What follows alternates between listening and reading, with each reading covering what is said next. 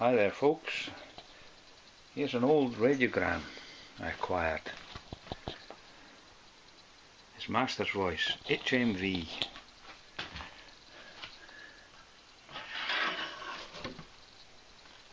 There's the record deck, turntable.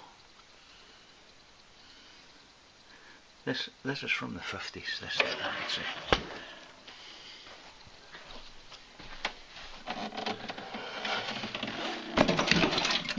Have a look in the back.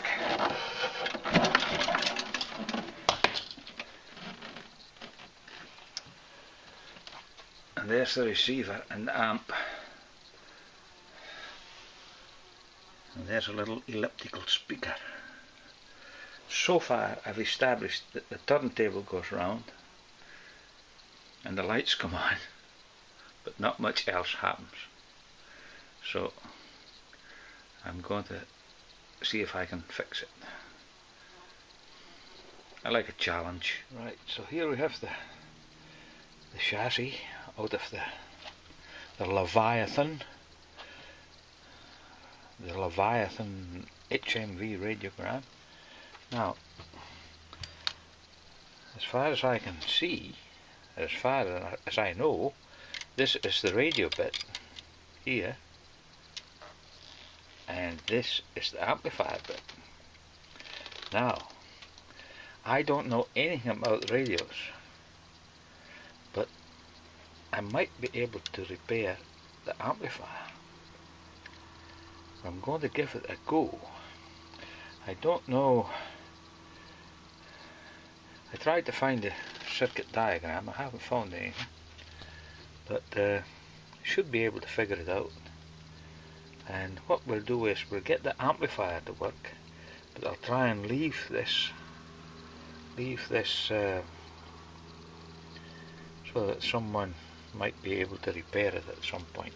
Someone who cares more than I do about the radio bit. You don't get the same music out of these radios nowadays as you got when they were in their prime, so there's hardly any point in fixing them. Well, that's my idea anyway. And this we get the amplifier bit to work with a bit of luck.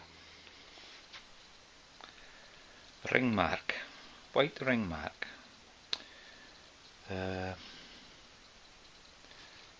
Paper towel.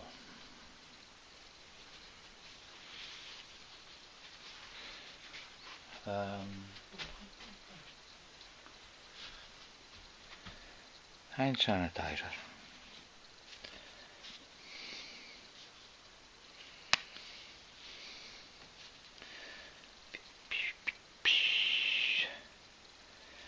Something the size, we need something roughly the size.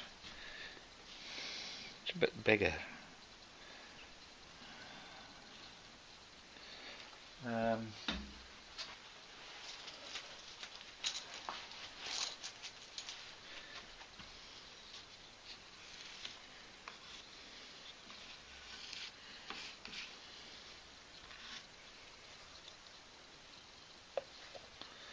Roughly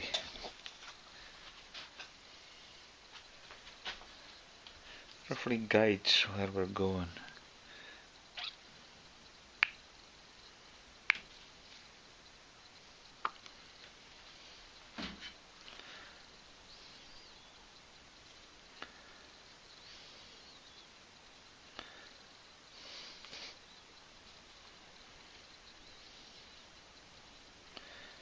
See what happens. Okay, it's about 10 minutes later. So I put this lid of an aerosol can on top of it. So you remember we folded over a paper towel, but fold it once and then once more. Sprayed on some hand gel sanitizer, and it's got to be alcohol. And this is ethanol, which is alcohol. So there's plenty of this stuff around just now. So I'm sure we're all sanitizing regularly. Let's see what's happened. Well, the ring has disappeared, and that is amazing. I should add that I have never tried this before, but it works. So that's a layer kitchen paper, 4 thicknesses of kitchen towel, some ethanol. You mustn't let the ethanol touch the surface. You put the ethanol on top of the towel, and it's gel. You mustn't put on liquid ethanol, so that'll soak through and destroy the finish. So you have the gel, but stays on top of the towel. See, the back is dry. The vapor goes through and removes the white ring, and the white ring is moisture in the finish, in the old, I don't know, lacquer, probably some sort of shellac based, I don't know what it is, French polish, something like that. And that's it. I'm really pleased with that.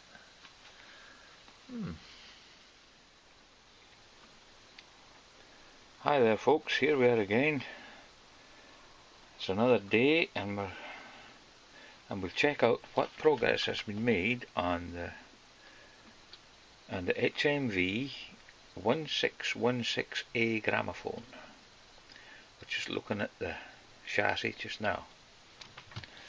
As we said, here we have the receiver, and over here we have the amplifier. Now, firstly, on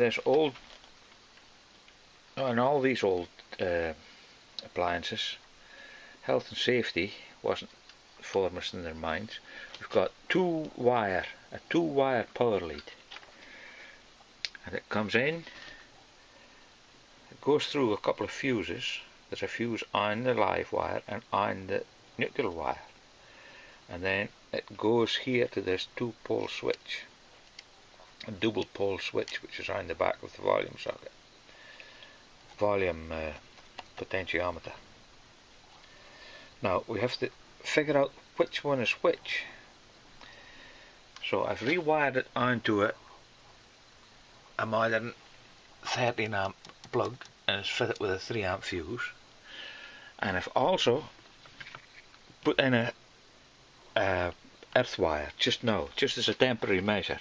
I will change it to a 3-wire modern card later.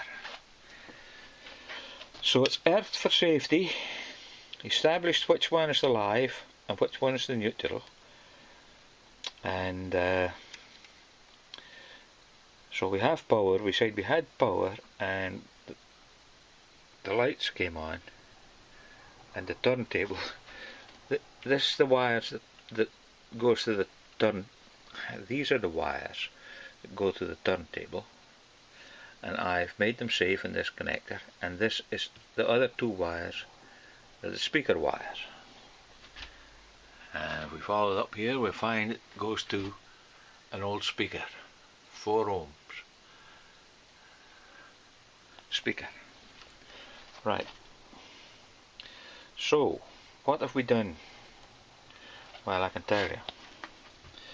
I traced this here to this, as far as the circuit goes. I said yesterday I didn't really care about the receiver circuit, but actually I do.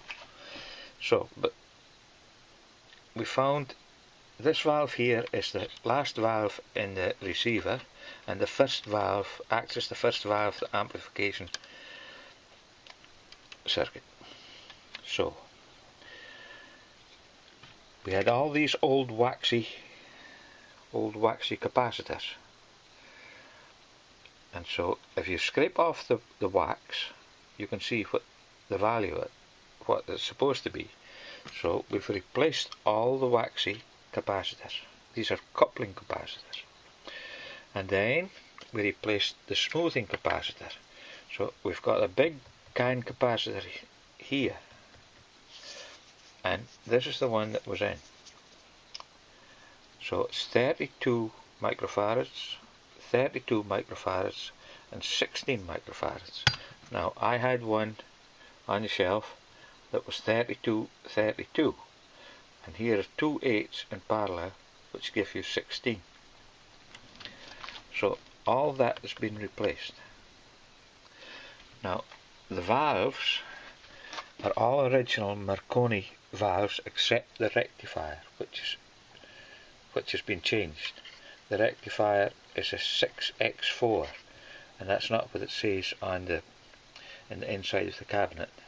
And it doesn't have, this one doesn't have the Marconi phone sticker on it, but the rest of them do. So it starts off, the receiver starts off with this one. I've marked them on. This is an X78, the oscillator, and the next one is a W77. This one here is a DH77. That's a diode. This one here, which is the output valve, it's a single-ended amplifier, it's an N78, and then the rectifier 6x4. Okay, here's a shot of the tubes, or the valves. Americans call them tubes. In the UK we call them valves. So we've got the first one, valve 1, which is the X78 triode. Second one, W77, valve 2. Valve 3, DH77. The output valve, the N78, and the rectifier, which we say is a 6x4, but originally it had been a U78, and they were all these Marconi tubes, Marconi valves. So these are the original tubes. Keep calling them tubes. I should call them valves, except for this one, which is a Brimar.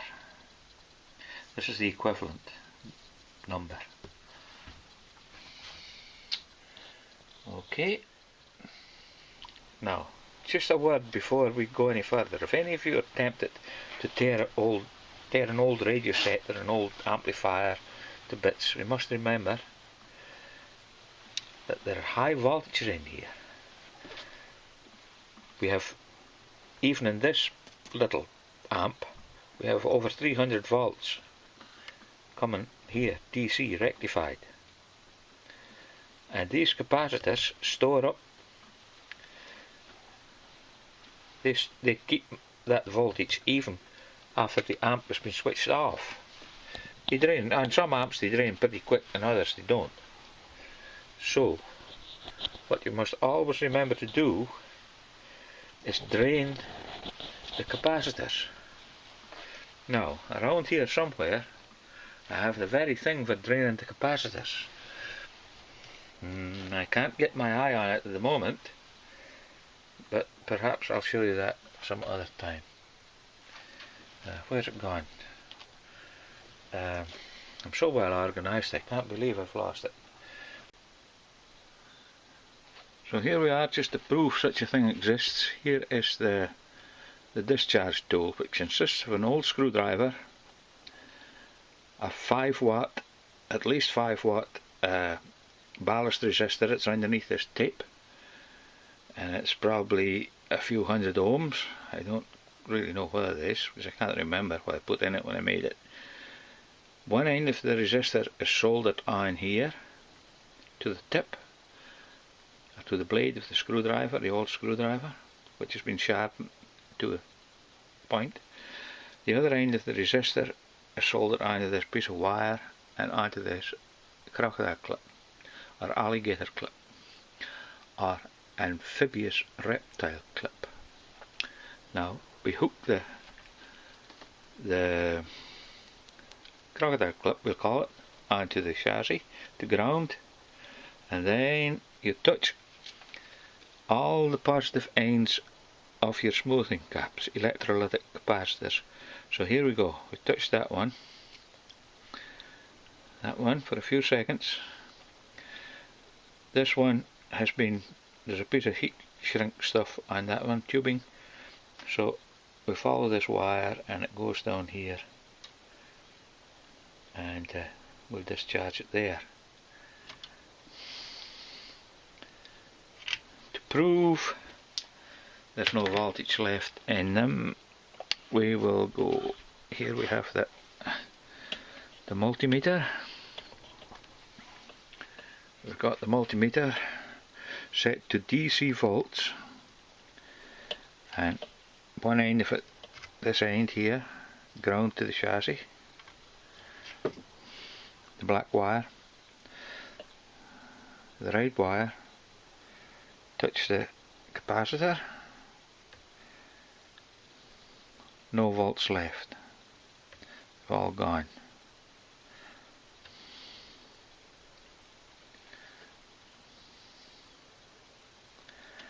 Now if you follow that procedure, there's less chance of you taking an early trip off to wherever you end up, off this mortal coil, to quote the bard.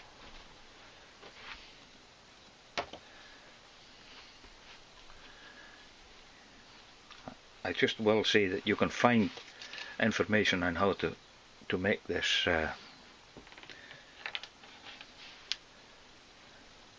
you will find on the internet lots of different clips on how to make this thing.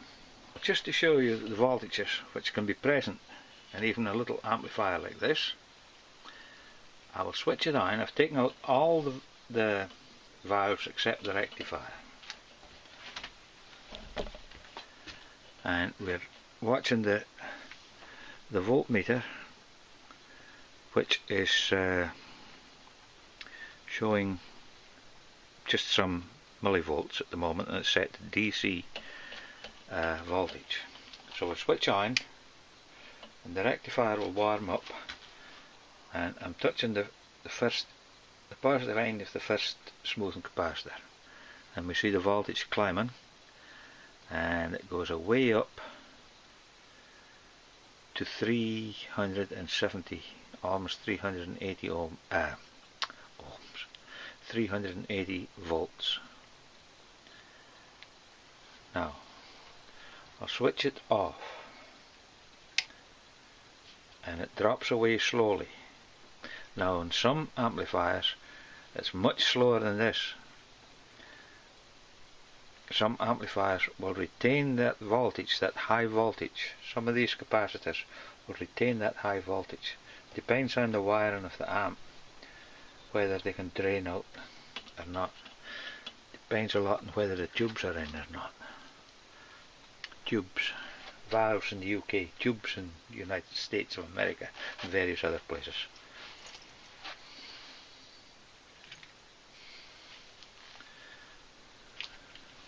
And just to be on the safe side, we take the tool, the discharge, the capacitor discharge tool, as we'll call it, and go through the game.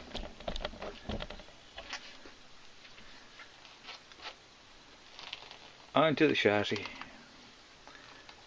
and onto the positive ends, or you can do it on the anodes of the valves, but the positive ends of the capacitors, this one goes down here, so we do it on there, hold it on for a few seconds, and then check again.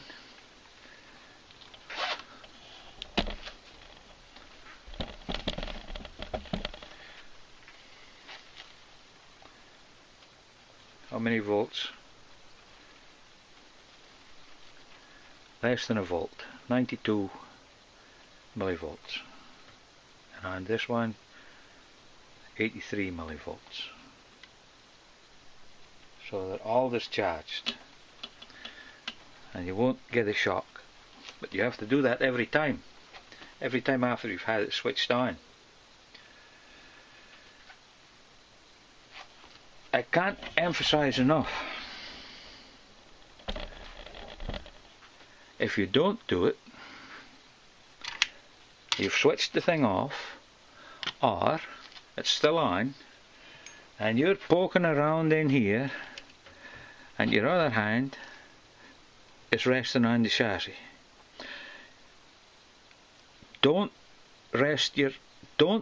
Never touch the chassis or the amplifier with both hands. Keep your left hand or your right hand, depending on whether you're right-handed or left-handed, or indeed ambidextrous. Keep the hand you're not using away in your pocket, out of the way. Then, should you accidentally touch a live wire, you'll get a bit of a shock, but it won't be enough to kill you. Hopefully. Having said that, it might be enough to kill you, I don't know. You might walk under a bus tomorrow. That's a different thing. If your hand is on the chassis and you stick your finger on one of these live things at 380 volts, 380 volts DC goes up this arm, goes through your heart, and goes down your other arm and stops your heart. And quite often when your heart stops, it's fatal. So please do not do it. Familiarize yourself with all the information freely available on the internet about how to go about working with these things before you start poking your fingers in it. Don't poke your fingers in it. Never poke your fingers in it unless you're absolutely sure you've switched it off, you've discharged the capacitors, and then you can have a go at your own risk. Anyway, we've replaced all these capacitors, this anti-smoothing capacitors, and now we're ready to see whether it works. So we'll switch it on over here. So we've got power there. Switch it on here. You see the lights have come on.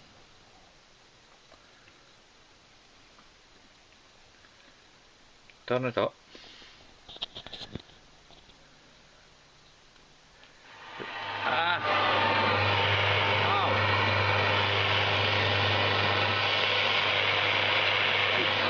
Good grief.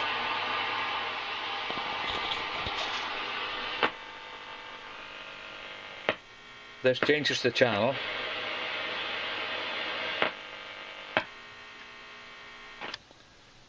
So that'll be on the phono input when it's dead quiet. That's the two wires there. That's where you plug in the gramophone in the turntable. And we'll move one.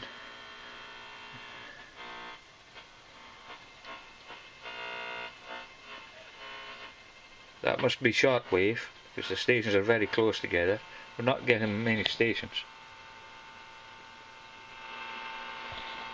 But then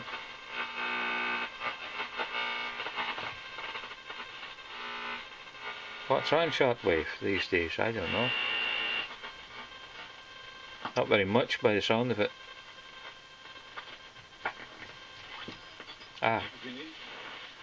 Bölümünü anayasaya aykırılık gerekçesiyle ve eylemli iş tüzük ihlali gerekçeleriyle hem yürürlüğün durdurulması bakımından don't recognize the language. Yüksek yargıya taşıdık. Sounds Scandinavian.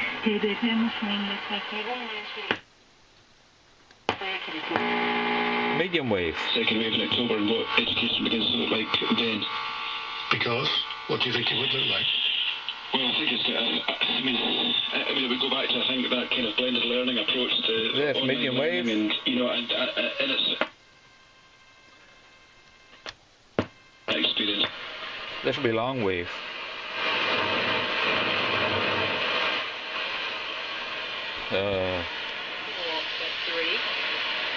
Roach. In again. You only have to think about that outside the off stump, but that was dangling momentarily. You can tell it's long wave. It's the stations. It's being beaten by Roach. You can stay on the station when you're tuning it for a long period until you lose it.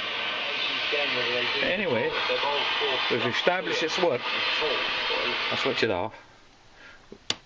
We've established it works, and all these old waxy capacitors here, I was going to change them. Well, I probably will change them, but they've been in since this was made, and whether it was 1951 or 52 or about then, and they still work. Amazing. Anyway, the next thing to do will be to get the turntable working and see if it can play records. Great. So, I said we couldn't get the music that was being played on these old sets when they were in their prime. It appears I was mistaken, because emanating from the wonderful, mighty HMV speaker, we're getting Green Door from the 50s. I don't know what station I'm on. But on that note, I'll thank you for watching, and look out for the next video. We'll have a go at the turntable. Good night, folks. Green Door by Houston and Dorsey.